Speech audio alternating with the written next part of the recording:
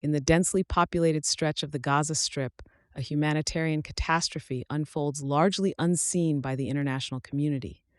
The region, while often making headlines, plunges into deeper strife that remains obscured due to severe limitations on communication and a tight control over journalistic access. These restrictions not only hinder the efforts of international media agencies, but also curtail the crucial work done by local journalists who face dire conditions in the pursuit of reporting the truth.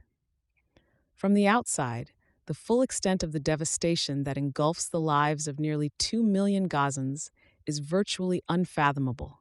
Communication blackouts, either imposed by censorship or as a consequence of the destruction of infrastructure, sever the vital links through which the outer world might catch a glimpse of the dire situation within the enclave.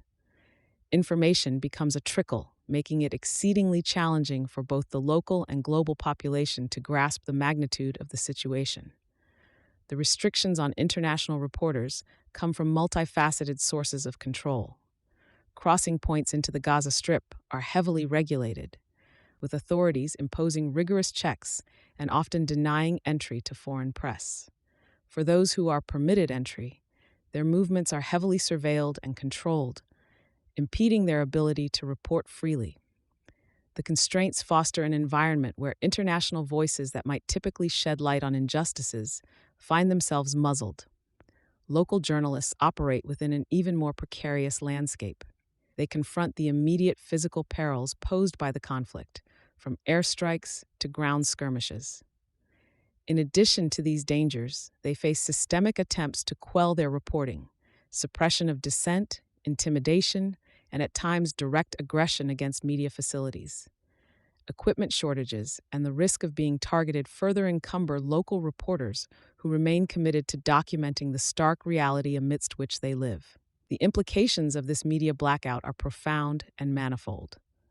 Without a clear window into Gaza, the full human toll wrought by the conflict, the death, injury, and psychological trauma inflicted upon civilians, including countless children, risks fading into mere statistical abstraction, devoid of the personal stories that resonate with the global public and policymakers.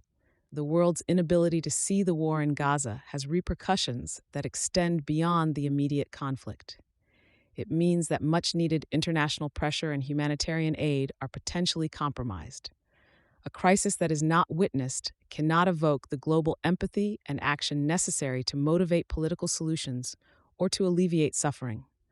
Consequently, policymakers may lack the urgency and public backing required to bring about meaningful dialogue or change. Today, the plight of Gaza's populace carries on, largely consigned to the shadows of global awareness.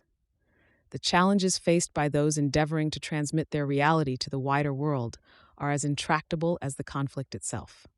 It is the story of a war kept out of sight, and therefore for many, out of mind. It is a stark reminder of the need for tenacious journalism and for international advocates for press freedom to continue their struggle against the forces that would render such tragedies invisible.